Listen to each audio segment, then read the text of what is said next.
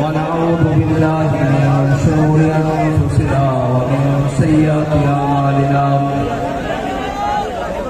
من يهده الله فلا مضل له ومن يضلله فلا هادي له ونشهد أن لا إله إلا الله وحده لا شريك له ونشهد أن سيدنا ونبينا حبيبنا محمدا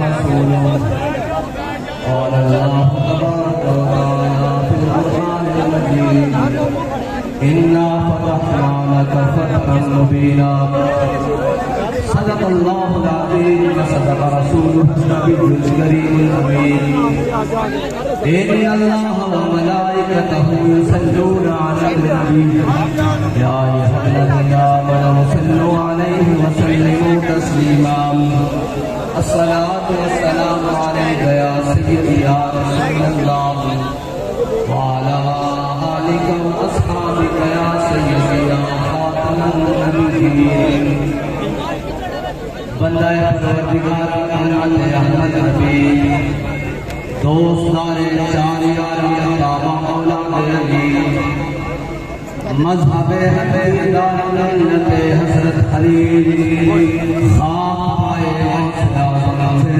साया वली सिद्दीक़ हुस्न कमाल मुहम्मद फारूक सिल्लजा हो जलाले मुहम्मद उस्मान जाए शमाए जमाले मुहम्मद हैदर बहार बाबे साले मुहम्मद सल्लल्लाहु अलैहि वसल्लम लौह बिदू कलम बिदू मेरा वजूद अल-किताब गुंबद आपकी नरम करे उसी हवा आलम अब खाक में तेरे ज़ुहूर से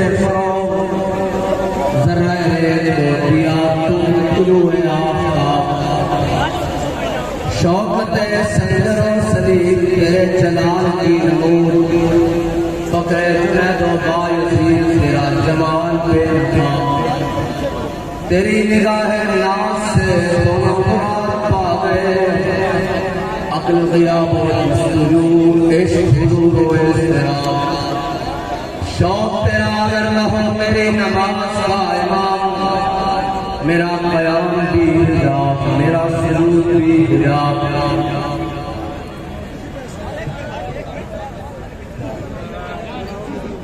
अल्फाज साथ नहीं दे रहे कि गुफ्तगू का आगाज़ कैसे करूं और कहां से करूं नजर लग गई क्या मुश्किल घड़ी हम पर आके गुजर गई कि जब सारी दुनिया की नजरें लगी हुई थी और इंटरनेशनल मीडिया देख रहा था कि लब्बैक के मतवाले सर्दी की उन यकबस्ता हवाओं में रात गुजार कर सूरज तुलू हुआ और वो सूरज एक चांद को भी साथ लेकर फैजाबाद तक पहुंचा और आलमी इदारे खबर दे रहे थे कि खादिम रिजवी साहब फैजाबाद पहुंच गए।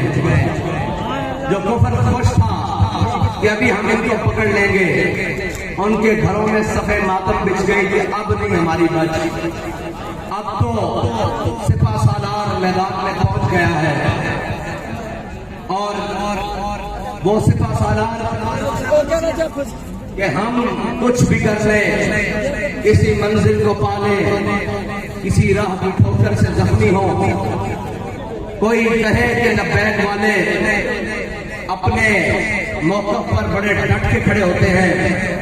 ये जिस भी चीज को हाथ डालते हैं वो चीज कांपनी शुरू हो जाती है, लेकिन कहीं से भी बात आएगी तो बात सारी घूमकर उस मर्दे मुजाहिद उस अमीरुल मुजाहिदीन तक पहुंच जाएगी और उसी तक ही घूमती रहेगी कि वो कौन शख्स था कि दिलों को फिक्रे दो आलम से कर दिया आजाद, दिलों को फिक्रे दो आलम से कर दिया आजाद। खुदा तेरे सिलसिला जुनून को और दराज करे,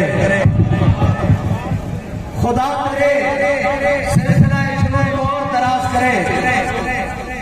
और इस फैजाबाद पे खड़े होकर ये कहता हूं कि न मकाम है कशिश, न मकीम अदाए दिल भरी। कोई कैसे पाँव को रंज दे, कोई तू कराए तेरी गली। बड़ा दुख है, लेकिन एक इत्मीनान बड़ा है। मुझे दोस्त कहते हैं कि उर्दू में बात करें, मैं चंद जुमले कहकर पंजाबी में फिर उर्दू का गाता हूं कि एक गल की चस पड़ी है और गल है कि कहते सारे कि परेड ग्राउंड च जलसा नहीं कर देना, तो इजाजत नहीं है। मैं का नाम साहब और हमें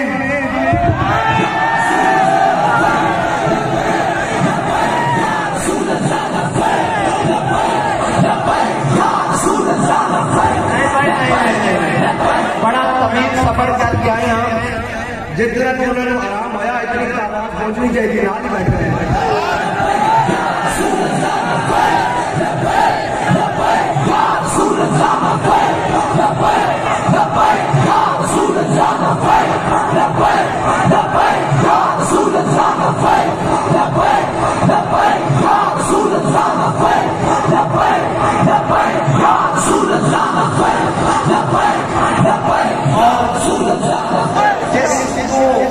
हाथ मार के तुसी नवाजन लगे सी, वो तो नस गया लाहौर, असी लाहौरों आ गए इस्लामाबाद। तारीख तो तुसी साढ़े नाल अच्छी तरह वाकिफ हो। ऐसे फैजाबाद, इसी फैजाबाद चौक में हमने खत्म नबूवत के लिए तुम्हारे दौरे पुरफितन में और दौरे जुल्म जबर में, इस्तिबदाद में हमने इन कंधों के ऊपर 8 लाशें उठाई थी, 7 फैजाबाद से और एक वहां से मंडी बहाउद्दीन के करीब से। और हमारे कायद ने हमें वहां बताया था कि अपना हक लेना कैसे है। हम अपना हक लेना जानते हैं और अपनी बात मनवाना भी जानते हैं। अगर हम कहीं तुम्हारे पास दरखास्त दे जाते हैं तो इसको हमारी कमजोरी ना समझा करो। हाँ, हम तो दरखास्तों के कायल नहीं हैं। हम तो ये कहते हैं कि तलवार के कब्जे में जब हम कलाई देंगे, तेरे अजदाद भी कब्रों से दुहाई देंगे।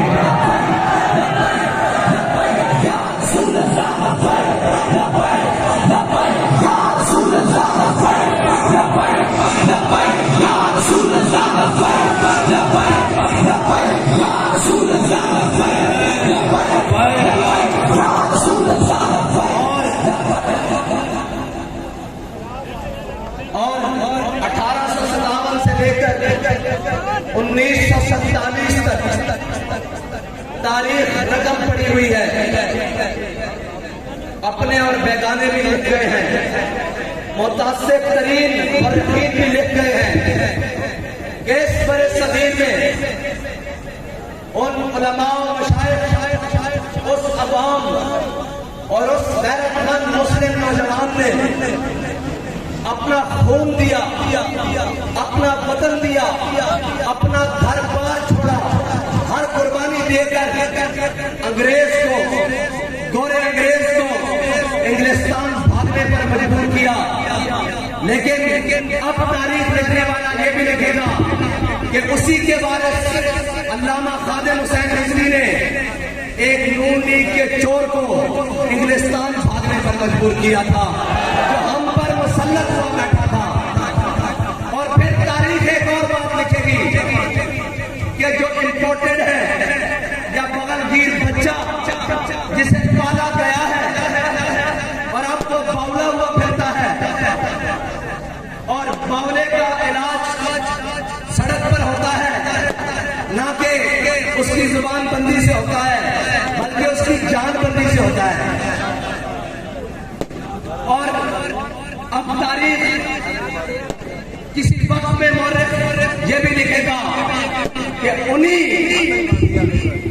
मुजाहिदीन आजादी के वारसों ने इसी पाकिस्तान, इसी खिताए बरे ज़मीन के टुकड़े में, जिसको पाकिस्तान कहा जाता है, जो दिल है, उस दिल के अंदर एक दिल है लाहौर। उस दिल में बसने वाले कौमे के मतवालों ने इन तमाम चोरों को फिर लंदन भागने पर मजबूर किया है।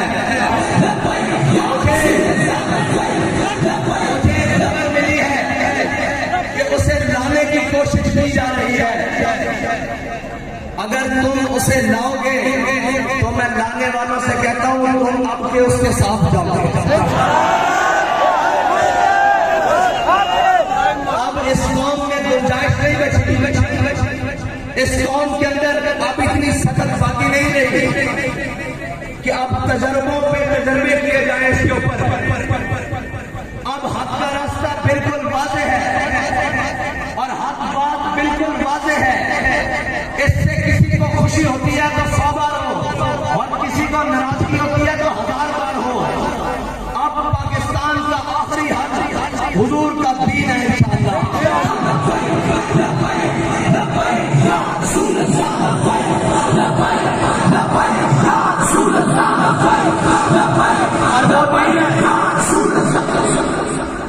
जिनका नारा हमारे बड़ों ने लगाया कि पाकिस्तान का मतलब क्या और दस्तूर रियासत क्या होगा, और हमारे बड़ों ने कहा था बढ़ के रहेगा और बन के रहेगा। जब हिंदुस्तान बढ़ के रहेगा, ये हमारे बड़ों ने नारा लगाया। और अब हमारे अमीर मुजाहिदीन ये नारा लगा कर गए हैं कि हुजूर के दीन ने तख्त पर आना है। इंशाअल्लाह ये आकर रहेगा।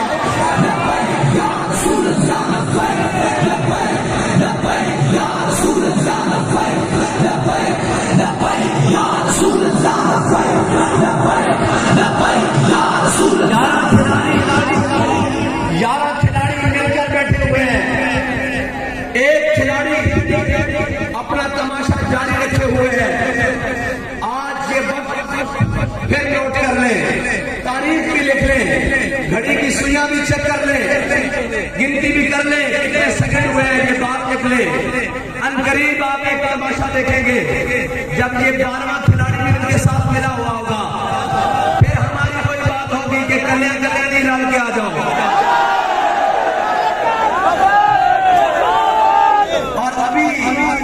इन यारों के नुमाइंदे ने जोर लगाया है, हमने अभी जोर नहीं लगाया। हम तो पहले बेमसीना और आजिज़ाना अंदाज में फैज़ाबाद तक लाए हैं, वरना हमारा अंदाज ये नहीं है। और ये याद रखना, नामूस रिसालत के लिए अल्लाह ताला को बात पसंद पड़ी है। हमारे बाबा जी ने कहा था कि जिस दिन मलून सलमान रुश्दी अपने अंजाम को पहुंचेगा, उस दिन हम तारीखी जलसा करेंगे।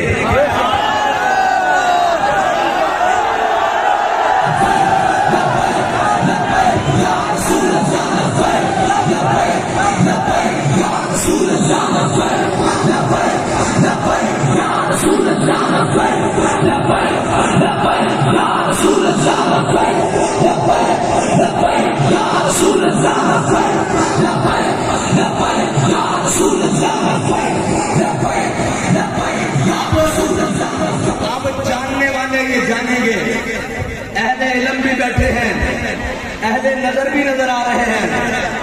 अब आपको समझ आएगी कि दरखास्त क्यों मुस्तरद हुई थी। अब इज़हार हो गया तुम्हारी तस्वीरें कुछ और थी, अल्लाह की कुदरत कुछ और देख रही थी, और अल्लाह की कुदरत कुछ और थी, और अल्लाह की चाहत कुछ और थी कि एक मर्द मुजाहिद की जुबान से बात निकली हुई है कि जिस दिन ये अपने अंजाम को जाएगा, चल पड़ा है ना उस अंजाम की तरफ, उस दिन हम तारीखी जलसा करेंगे। हो सकता है अभी वो दिन फिर बाकी हो, वो दिन तो वो वक्त बाकी हो, लेकिन अभी उसके अंजाम का आगाज शुरू हुआ है, तो वो बात आज के दिन पूरी हो गई है। ये नहीं ये दरखास्त तुमने मुस्तरद की है, तुमसे दरखास्त मुस्तरद करवाई गई है। ये नहीं कि हम फैजाबाद आए हैं, हमें बाबा जी ने फैजाबाद भेजा है।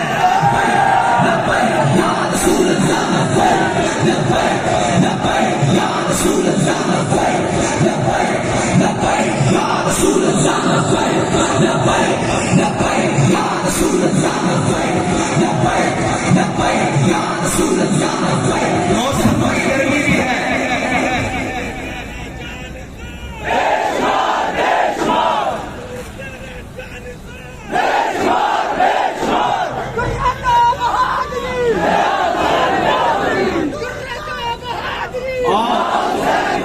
मौसम की सख्ती भी है, लेकिन क्या करूं, ज़ौक़ की गर्मी भी है। बताएं, बात जारी रखूं या खत्म कर दूं?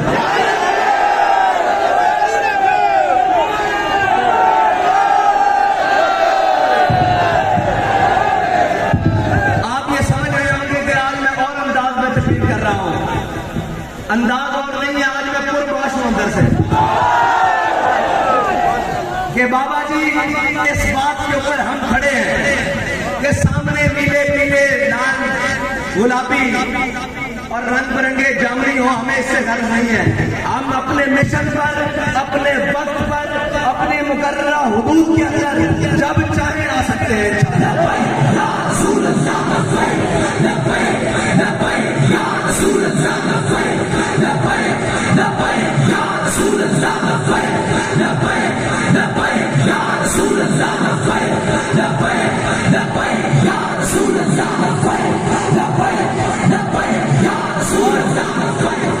और सुनने वाले सुन ले कि तुम्हारा दुश्मन जिस मुल्क में हो, जहां हो, तुम ड्रोन उड़ाओ, उसे मारो, और तुम फिर बाद में कहो कि हम उस टीम के ऑपरेशन की कामयाबी के लिए बहुत खुश हैं, और ऊपर तक वो जो बाइडन खड़ा होकर प्रेस कॉन्फ्रेंस करे कि हम ऑपरेशन कामयाब होने पर टीम को मुबारकबाद देते हैं।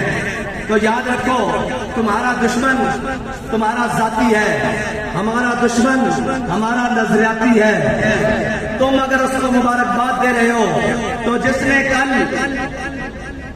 15 खंजरों का वार किया है, हम उसको सलाम पेश करें।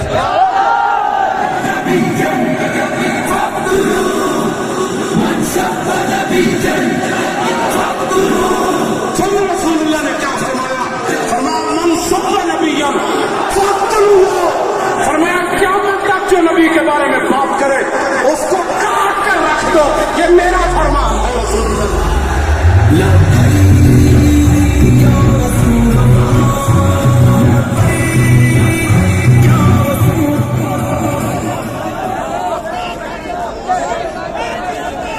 और नामूसे रिसालत के लिए मुल्क के अंदर सोशल मीडिया की बदतरीन गुस्ताखी हो रही है, उसके ऊपर उसके लिए जो भी कोई काम कर रहा है और जिस तरह भी कोई काम कर रहा है, हम उसके साथ खड़े हैं।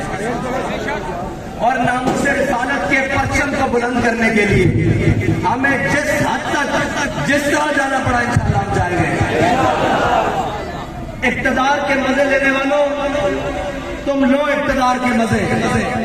ये इक़्तिदार अब मजेदार रहना ही नहीं है।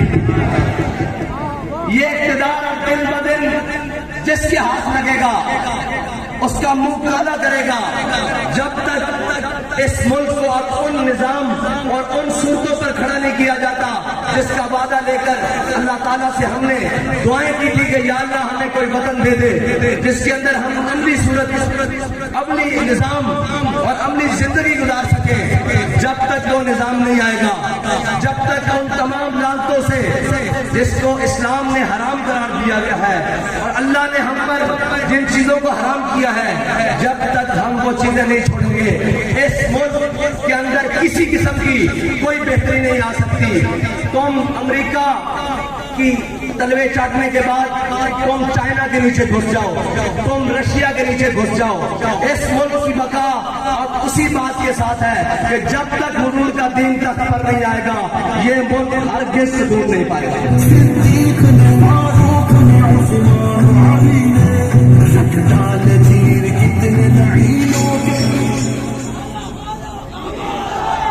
और मैंने आपके सामने जो बाबा जी के लिए ट्रिब्यूट पेश करने के लिए, उनको सलाम अकीदत पेश करने के लिए जो शेर पढ़ा है ना, वो शेर आम बंदे का नहीं है। वो शेर मौलाना हसरत मोहानी का है कि दिलों को फिक्रे दो आलम से करके आजाद, दिलों को फिक्रे दो आलम से कर दिया आजाद। सच्ची बात यह है कि इस नजरिए को समझने के लिए सिर्फ मुताला पाकिस्तान की जरूरत नहीं है। इस नजरिए को समझने के लिए 1857 से लेके 1947 तक बच्चों को पढ़ाने की जरूरत है कि हमने कितनी मुश्किलें, कितनी कुर्बानियां देकर ये वतन हासिल किया है। ये वतन ऑस्ट्रेलिया में जाकर जजीरे खरीदने के लिए हासिल नहीं किया। ये वतन को दिन रात आइन तोड़ने के लिए हासिल नहीं किया। ये वतन को सरदारियों और शरीफों की जनाब तजर्बागाह और उनके खानदानों को नवाजने के लिए हासिल नहीं किया। और ये वतन इसलिए नहीं हासिल किया कि एक खिलाड़ी को जनाब हवा भरकर वजीर आजम बना दिया जाए और जब उसके मफादात खत्म हो लोग कहते हैं जी आपके ऊपर भी बड़ा जुल्म हुआ है, आपने कभी ऐसी कोई बात नहीं की, बाबा जी ने भी बड़े जुल्म सहे। मैंने कहा है याद रखना, किरायादार मकान को नुकसान देता है, मालिक मकान कभी अपने मकान को नुकसान नहीं देता। ये सारे किरायादार हैं और ये किरायादारों ने जब इनको मफाद मिला और जब इनको इनके जाती मफाद को ज्यादा आई तो इन्होंने मुल्क के खिलाफ भी भौंकना शुरू कर दिया, मुल्क के असासों के खिलाफ भी भौंकना शुरू कर दिया, अंदरूनी और बैरूनी इमदाद लेनी शुरू कर दी। और जनाब आप कहते हैं कि हमारी लॉबिंग की जाए अमेरिका में लॉबिंग। मैंने कहा तुम्हें अमेरिका में लॉबिंग करने की जरूरत क्या है? अमेरिका ने तो लॉबिंग करने के लिए तुम्हें हम पर मुसल्लत किया है। और अल्लाह ताला बड़ा गालिब हिकमतों वाला है, उसने जर्रा जर्रा करके तार तार करके तुमने जो लिबास और जो तुमने रंग चढ़ाया हुआ था रियासत मदीना के नाम पर और जो तुमने ड्रामेबाजी लगाई हुई थी कि जनाब इस मुल्क के अंदर हम वो निजाम देखना चाहते हैं जो रियासत मदीना का है, इस तसव्वुर पर अल्लाह ने तार तार करके एक एक तार उतार कर तुम्हें चौक में नंगा कर दिया है। और तुम बातें करते थे तहरीक लब्बैक पाकिस्तान को, और एक ना हजार की बात कर रहे थे। कोई उसने कहा है तहरीक लब्बैक पाकिस्तान को चाहिए कि वो इमरान खान के झंडे के नीचे आ जाए। मैंने कहा इमरान खान का झंडा और एजेंडा अमरीकी है, अमरीकी इम्पोर्टेड है। और जनाब वो एजेंडा है जो यहूदी चाहते हैं। एजेंडा जरा मैं तुझे बताता हूँ, तहरीक लब्बैक पाकिस्तान का एजेंडा भी इस्लामी, इसका झंडा भी इस्लामी, और जो झंडे में डंडा है ना वो भी इस्लामी है।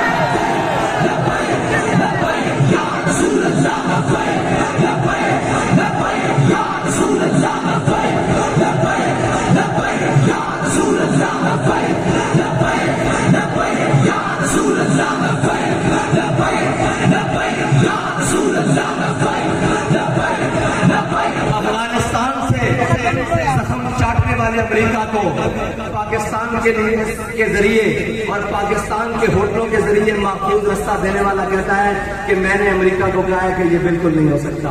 शर्म नहीं आती? डूब के नहीं मरते। और अभी कुछ लोग ये कहते थे, बात ये थी कि जिस दिन रिहाई हुई उन्होंने कहा कि हमने तहरीक लब्बैक के अमीर का सॉफ्टवेयर अपडेट कर दिया है।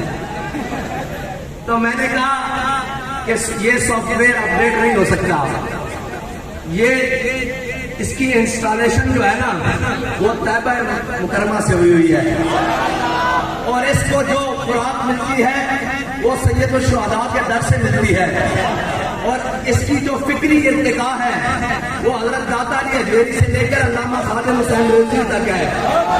इसको कहीं किसी अपडेशन की जरूरत नहीं है। अब मैं 8 दिनों बाद देखूंगा कि जनाब लोगों का हाल क्या होगा। आपने नरम बिस्तरे और नरम गजाएं खाई है किबला, कभी ठंडी रात इस फैजाबाद के इस मकाम पर नहीं गुजरी और कभी आपको पता ही क्या हो कि तहरीकें और कुर्बानियां कहते किसको हैं। हमारे बड़ों ने तहरीकें चलाई और हमारे बड़ों ने बताया कि कहते किसके हैं। जब अल्लामा दस्तार खान न्याजी को माशाअल्लाह एडमिनिस्ट्रेटर के सामने पेश किया ना, तो उसने बड़ा आकड़ के इनमें बड़ी आकड़ होती है, ये वर्दी वाले हो इनमें भी बड़ी आकड़ होती है। तो अल्लामा साहब ने जो उनको जवाब दिया है ना, वो इन सब के लिए बड़ा पैगाम है। वो कहने लगा, न्याजी साहब मैंने सुना है आपकी जिंदगी तारीखें चलाते हुए गुजरी है। तो मौलाना न्याजी ने कमाल जवाब दिया, अल्लाह करोड़ों रहमतें उनकी कब्र पर नाज़िल फरमाए। मौलाना न्याजी कहने लगे, ओए अगर न्याजी तारीखें ना चलाता तो तू यहाँ वर्दी पहन के ना बैठ कर खड़ा होता, बल्कि अनारकली के चौक में घंटरियां बेच रहा होता। अगर अल्लामा खादिम हुसैन रिजवी इस कौम की सिमत और जहद दुरुस्त करके ना जाते ना, तो जो आज भोंकते हैं ना कि इन्होंने तशद्दुद का रास्ता अपनाया है, इन्होंने ये किया है, मैं उनसे कहता हूँ तुम्हारे बच्चे अल्लाह अकबर कह न रहे होते, बल्कि इस्लामाबाद में किसी मंदिर के अंदर बैठकर किसी मूर्ति की पुजारी कर रहे होते, या अपने गलों में सलीबे लटकाकर और जनाब दाएं बाएं फिर रहे होते। अल्लामा खादिम हुसैन रिजवी की दीनी गैरत दीनी खिदमत में ये बात की है कि अब तुम्हारे घर में भी छोटे छोटे बच्चे सिखा दे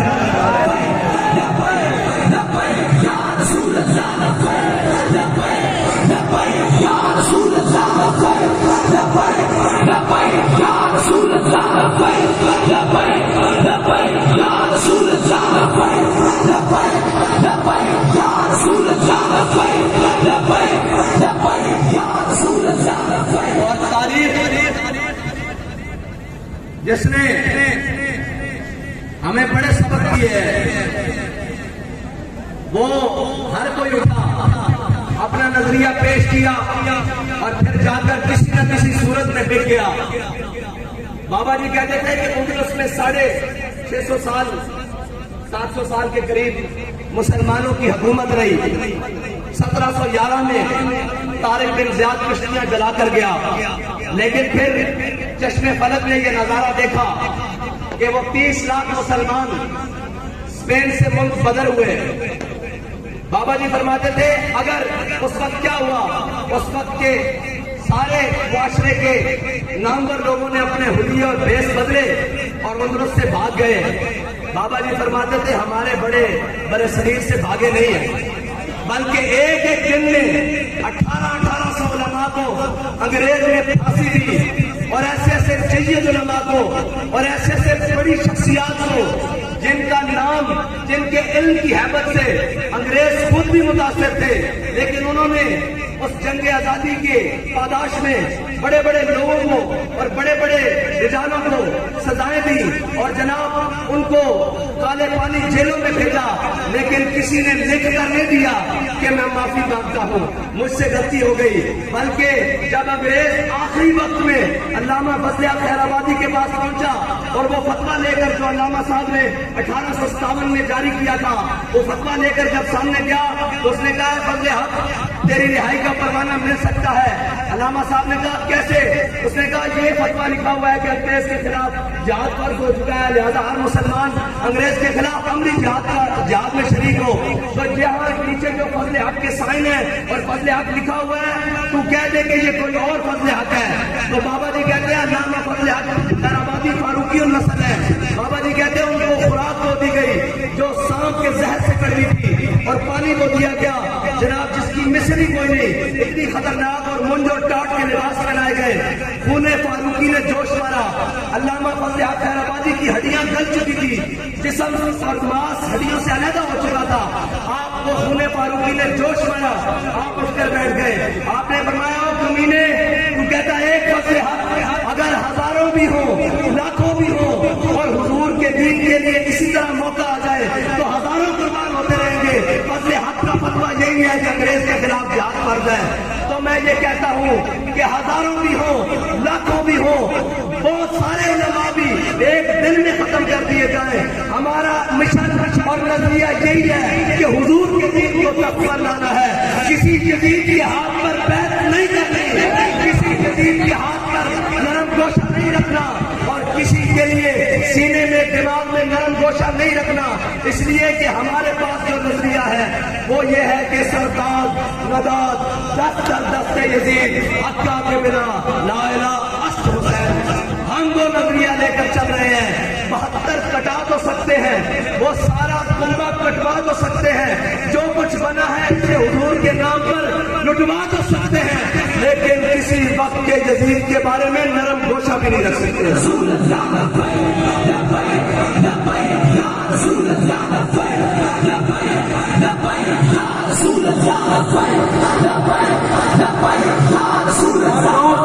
और लोग कहते हैं कि आप कब जीतेंगे?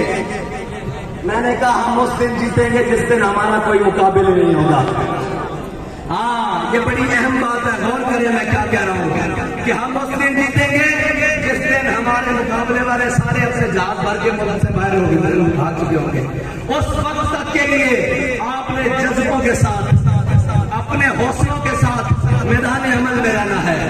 ओए हमारा वजूद ही इनके लिए काफी है अल्लाह के बंदों। हाँ, इनको डर क्या है? इनको पता है कि एक भी जब बैक वाला असेंबली में पहुंच गया ना तो फिर बात किसी और की चलनी नहीं है, फिर बयानिया किसी और का चलना नहीं है। फिर कहते हैं कि हम अमेरिका के खिलाफ हैं। मैंने कहा हम अमेरिका के खिलाफ उस वक्त भी थे जब वो अफगानिस्तान में गया, हम अमेरिका के खिलाफ उस वक्त भी थे जब वो इराक में उतरा, हम अमेरिका के खिलाफ उस वक्त भी थे जब वो जनाब बर्मा में अपने जरिए जुल्म करवा रहा था, हम अमेरिका के खिलाफ उस वक्त भी हैं जब वो पाकिस्तान के अंदर किसी भी सूरत में मुदाफियत कर रहा है। तुम ड्रामेबाजियां मत करो, तुम्हें क्या पता हो। और फिर बात वही आखिरी है कि नचर वालियां के बालों को नहीं पता हो कि आजादी दी जाए।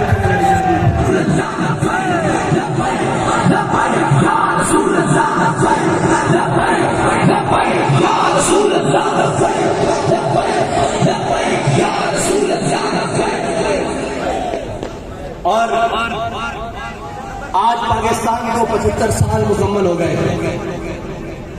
और पाकिस्तान की उम्र इस वक्त 75 साल है और रियासतें वक्त गुजरने के साथ, मुल्क वक्त गुजरने के साथ, वतन वक्त गुजरने के साथ मजबूत होते हैं, लेकिन इन जालिमों ने, इन बेशर्मों ने, इन बेगैरतों ने हमारे पाकिस्तान को इस वक्त 75 साल बूढ़ा शख्स बना दिया है।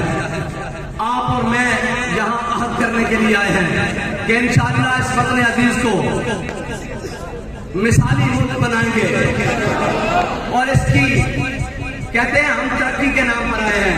मैंने कहा जो तनज़्ज़ुली तुमने इस मुल्क की है कोई कर ही नहीं सका। और इस वक्त एक पूरी लाइन है, सब तजर्बे हो रहे हैं। आप देखिए जरा गौर से, इस मुल्क का सदर पीटीआई का, इस मुल्क का वजीर आजम मुस्लिम लीग नून का, इस मुल्क का वजीर खारजा पीपल्स पार्टी का, इस मुल्क का जनाब सूबाई दारुल हुकूमत खैबर पख्तूनख्वा का वजीर आला पीटीआई का, सूबाई दारुल हुकूमत पंजाब का वजीर आला काफ लीग का। कोई जमात बाकी रही है? एक जमात रह गई है।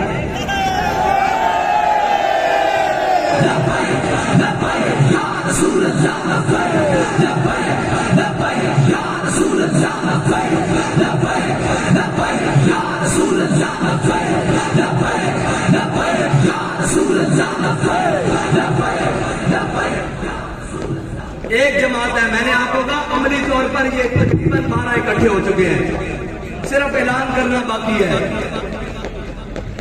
और फिर उसके बाद इस वक्त जो हमारे कश्मीर के साथ किया जा रहा है, इतने नाहंजार और इतने बेअकल लोग शायद ही पाकिस्तान की तारीख में कभी आए। हमेशा गलत फैसला, हमेशा गलत साइड चुनी है। और भाई कश्मीरियों को अगर साथ मिलाना है तो उनसे राय और मशवरा लेने में क्या हर्ज है? उनकी बात मानने में क्या हर्ज है? तुम क्या समझते हो कि जबर और इस्तिदाद से और जनाब ये करने से क्या वो मान जाएंगे? अगर इस करने से मान जाते तो फिर कभी भी हुसैन यजीद के मुकाबले में नहीं आते। उससे ज्यादा जबर और इस्तिदाद कब था? उससे ज्यादा जबर और इस्तिदाद और जुल्म और घुटन कब होगी? यार कश्मीरियों का भी पानी तो नहीं बंद हुआ। कश्मीरियों का भी रोटी तो बंद नहीं हुई ना, कश्मीरियों के बच्चों को भी तो गोलियां नहीं मारी गई ना। उससे ज्यादा जबर और इस्तिबदाद कब हुआ? लेकिन हुसैन सामने खड़े हो गए। तुम्हें अकल होनी चाहिए। तुम पाकिस्तान को मजीद कितने रखने दिलवाना चाहते हो, इसको मजीद कितना तकसीम करवाना चाहते हो? अगर वो तुमसे कुछ सवाल करते हैं तो निजाम पहले भी चल रहा है। तुमने पाकिस्तान को जो संभाल लिया है तो तुम कश्मीर के बारे में ये फैसले करने जा रहे हो।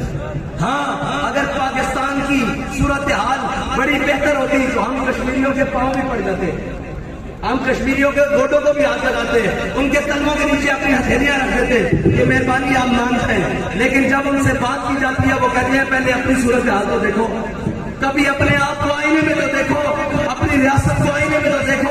जो हम टूटे फूटे चल रहे हैं हमें क्यों तंग करना चाहते हो?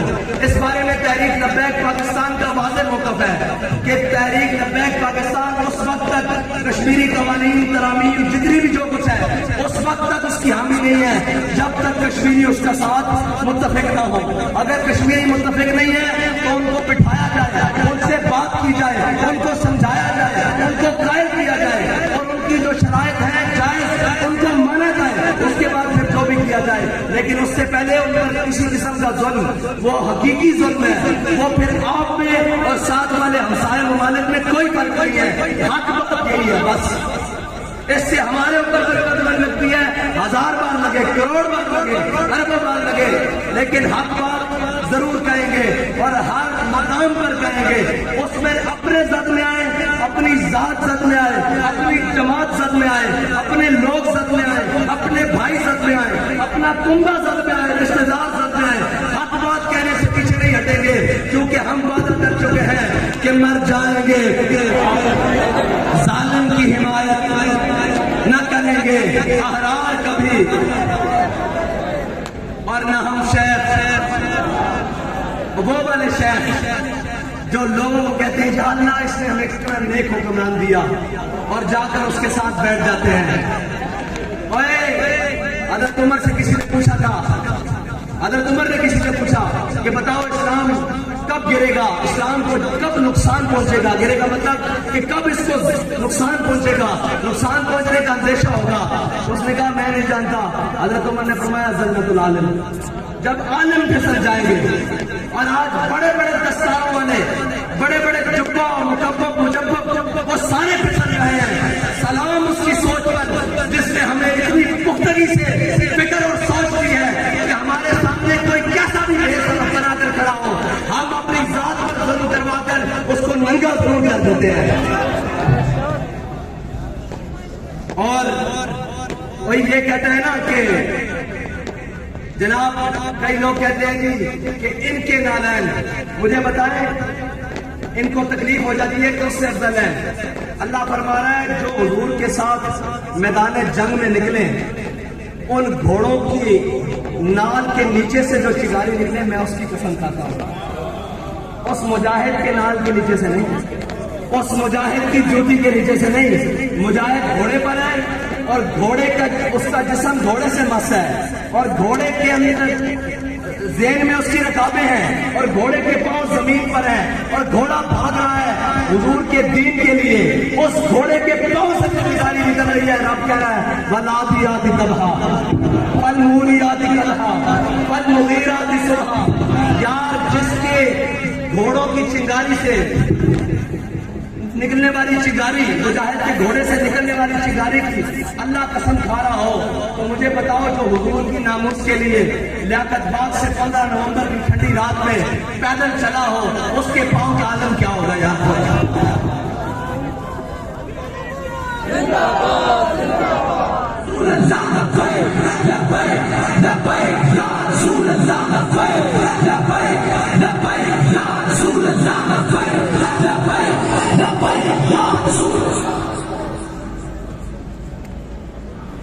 जो सारी हिम्मतों को बाला ताक रखकर अपने कुंबे को मैदान करबला में लेके जाए, उसे हुसैन कहते हैं।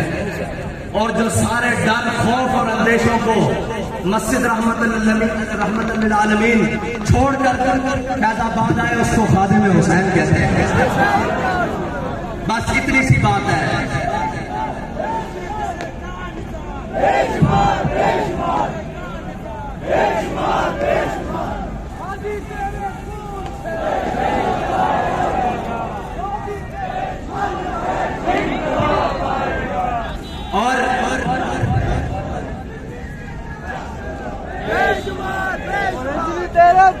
निशान, तेरे जान निशान। ये याद रखना कि तहरीक लब्बैक पाकिस्तान के नौजवानों, तहरीक लब्बैक पाकिस्तान के कारकुनान, तुम सिर्फ इस मिल्लत की नहीं पूरी उम्मत की उम्मीद हो। अपने कदम को हमेशा आगे बढ़ाकर रखो, किसी रेशा दवानियों में मत आया करो। ये अल्लाह की हिकमतें हैं। कोई हमारी मुखालफतें कर रहा है, कोई हमें बुरा कह रहा है, वो किसी भी भेष में है, वो किसी भी हालत में है, उसको पता नहीं है कि अल्लाह ताला घेर घेर कर इनको मैदान में ला रहा है। और लब्बैक वालों को तो परवाह ही नहीं, लोग तो मोटे पे धोती रख के हर वक्त मैदान में खड़े हैं।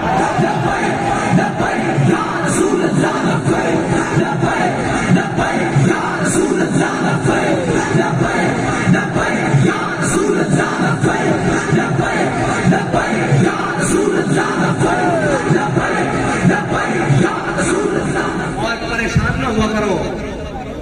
मुसव्विर पाकिस्तान अल्लामा डॉक्टर मोहम्मद इकबाल कहता है कि तेरी ख्वाब में है अगर शरर तो ख्याल फक्र व गिनान कर।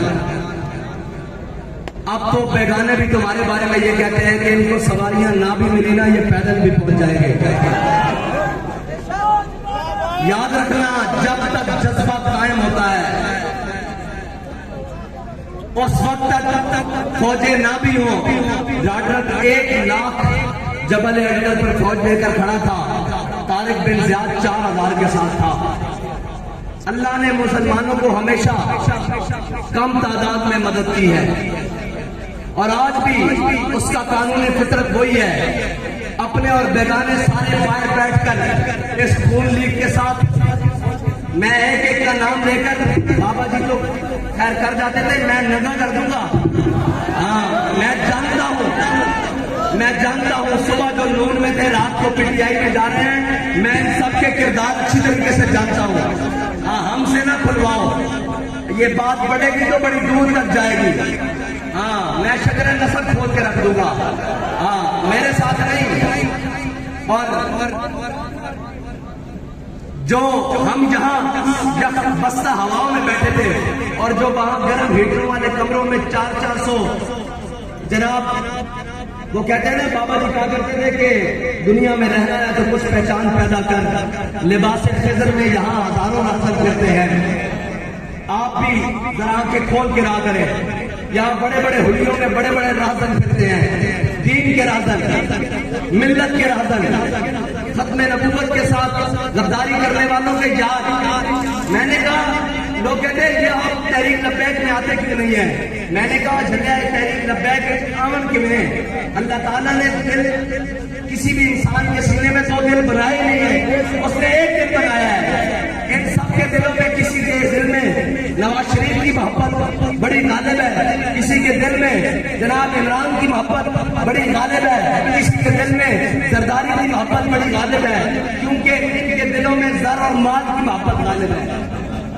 और जिनके दिलों में हुजूर की मोहब्बत गालिब है, ना वो अपनी तादाद देखते हैं, ना अपने वो वसाइल देखते हैं। जब भी मैदान लगे वो हर सूरत में लब्बैक कहते हैं।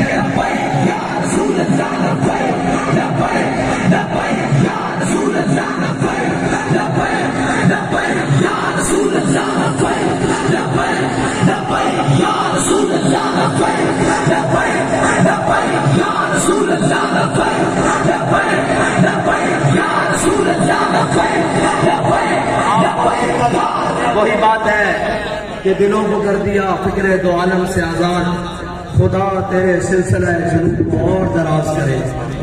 बाबा जी ने जो हमें इश्क मोहब्बत के जाम पिलाए हैं, जो हुजूर का मस्तनस बनाया है, अल्लाह ताला हमें उसी नजरिए पर कायम रखे, उसी बात पर कायम रखे, उसी ख्याल और रस्ते पर कायम रखे।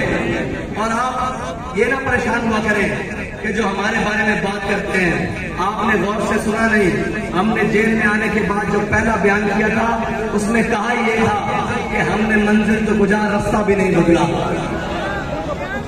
उसी रास्ते से आए हैं, उसी तरीके से आए हैं। आज साथी स्टेज पर बैठे हुए कह रहे थे इतने किलोमीटर रह गया है, मैंने कहा नहीं, मैं पैदल चला हूं, पहली दफा कंटेनर पे बैठा हूं, 1.5 किलोमीटर रह गया, मुझे सारा कुछ याद है।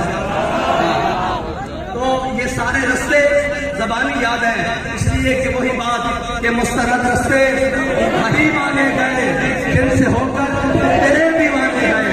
अब क़यामत तक जो खत्म नबूवत, नामूस रिसालत और दीन की इकामत की बात करेगा, उसे उस रास्ते से यहाँ तक जरूर आना पड़ेगा, क्योंकि यहाँ पर हमारे अमीर मुजाहिदीन यहाँ से गुजर के गए हैं कि मुस्तरद रास्ते वही माने गए जिनसे होकर तेरे भी माने गए। लौट आए कितने फरसाने गए। ये अभी डी चौक, अभी डी चौक पे वो जनाब हेलीकॉप्टर पे उड़ते हुए डी चौक पहुंचाया गया बल्कि, और डी चौक से उन्होंने कहा 6,000 शायद मेरे वास्ते रखा गया। मैं कहा आला साहब मैं मेरे वास्ते रखा 3.5 कर लो।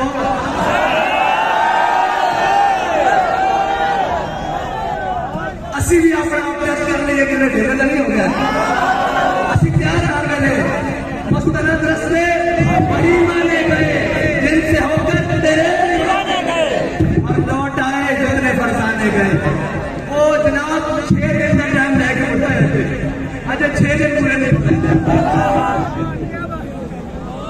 असी क्या फैसलाबाद जाना आ गए और लौट आए कितने ताब मंजिल सिर्फ दीवाने गए। अल्लाह को कुछ निस्बत है उस शाख से, सिर्फ फैसलाबाद का ना आया लोगों ने अपने प्रोग्राम बनाए हुए छड़ देते। सुबह छुट्टी है तो उन्होंने जाना सी आना सी अपने तरीके ना जनाब 14 अगस्त को मनाना करने का नहीं आपका निस्बत है कुछ उस शाख से। निकली शादी के दिन निकली और उस शाख पहचाने गए। बस इतनी सी बात है। अल्लाह भाई छोड़ो ये बातें पुरानी है। इशारा मिशारा, इशारा मिशारा नहीं अब अमल है। इशारों किराए वाले और होंगे, हम तो अमलन है। हाँ इशारा किराया जनाब कहता बोलता जहता वो पुरानी बातें हैं। अब अमलन है। और बाबा जी ने सारा कुछ करने के बावजूद मैदान अमल में बता के आया कि तसव्वुफ भी हुजूर की नामूस पे पहरा देना है, शरीयत भी हुजूर की नामूस पे पहरा देना है, इल्म भी हुजूर की नामूस पे पहरा देना है, तदरीस भी हुजूर की नामूस पे पहरा देना है, मदरसा भी हुजूर की नामूस पे पहरा देना है, खाना भी हुजूर की नामूस पे पहरा देना है, पगड़ी भी हुजूर की नामूस के लिए है, जुब्बा भी हुजूर की नामूस के लिए है। ये दस्तार और इज्जत ये नामूस हमारी इज्जत सब कुछ हुजूर की इज्जत के लिए है। ये बाबा जी ने आकर बताया मतलब कोई तसव्वुफ और तदरीस और जनाब और सूफियत के रंग और कोई करता रहे। बाबा जी तो बड़ा सूफी नहीं आना इसे जब किसी को गाल कुछ नहीं होगा तो मेरे को बखरा आ जाए क्योंकि कल कदरे कूले। हाँ लोगों को बर्दाश्त ही नहीं एमें थोड़ी यार है बिल्कुल नायल तरीन बंदा किसी कम ना नहीं बंदा खड़े हुए हैं काम चला रहे हैं रब को दुआ करी थी बाबा जी को जाके अर्ज करी थी ते काम हो जाते और इस सूरत में होते कि कफस में भी रहा सफर शौक रवा हमारा, कफस में भी रहा सफर शौक रवा हमारा और पसे दीवार जिंदा भी रहा जुनू जवा हमारा। उत्ते चीफ ऑफ स्टाफ कहना करता इदारे हमारी जान है। मैं कहा बस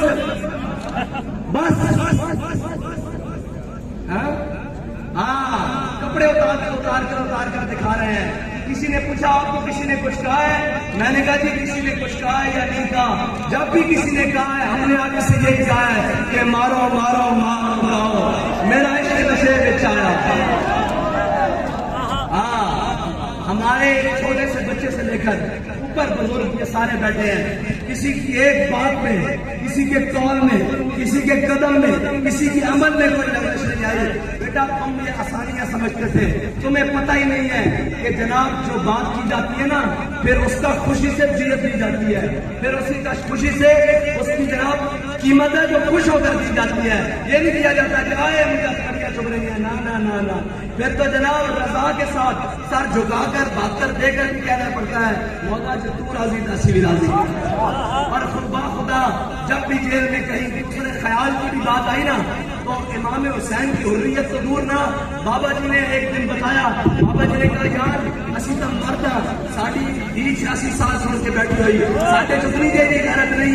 फिर हम सोचते थे भाई हम तो मर्द हैं, अपने मुल्क और वतन में बैठे हैं, हमारी बहनें इतनी दलेर हैं, हमें कौन सी कमजोर बात करने की जरूरत है। और ये याद रखना, हालात कैसे भी हो, वक्त कैसे भी हो, और जनाब कोई तुम्हें कहीं से भी कहे, वो इंडियन फंडिंग का रोला डालने वाले अपने अकाउंट बता नहीं रहे, कह रहे हैं कि फॉरेन फंडिंग। मैंने कहा ये फॉरेन फंडिंग आज का केस नहीं है, फॉरेन फंडिंग शुरू से होती रही है। मसला ये है कि ये जो फॉरेन फंडिंग वाला है ना, इसको आपने मौके पर पकड़ा नहीं। ये याद रखना, पाकिस्तान के मफाद को पीछे छोड़कर दीन की बगावत कर कर तुम जिसको भी पालोगे वो तुम्हारे गले से तुम्हें पकड़ेगा, तुम जिसको भी नवाजोगे वो तुम्हारे गले से पकड़ेगा। क्योंकि हमारा बाबा क्या कर गया है कि पाकिस्तान अल्लाह के राज़ों में से राज है, और जो अल्लाह के राज़ों को छेड़ता है अल्लाह फिर उसको नहीं छोड़ता।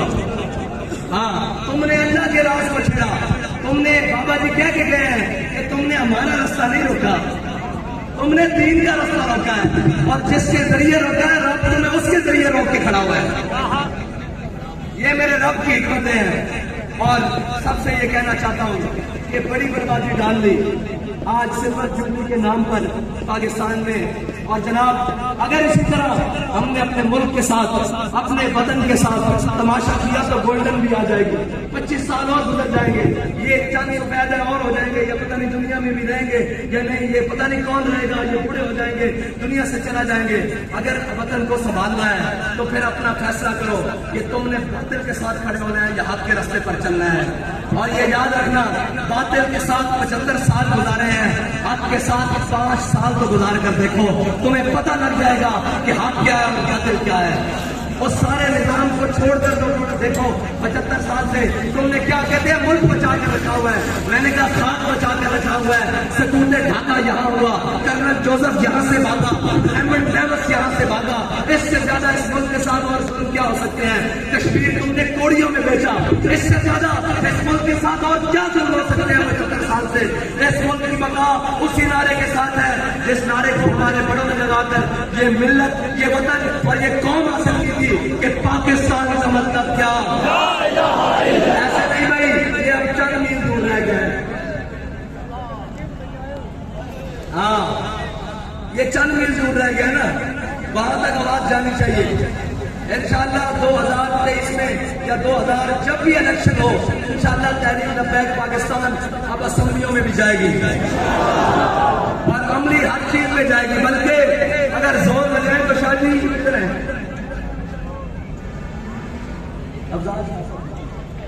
शाह साहब किधर है, अगर जोर लाइए तो हमें बोल जाएंगे इंशाअल्लाह।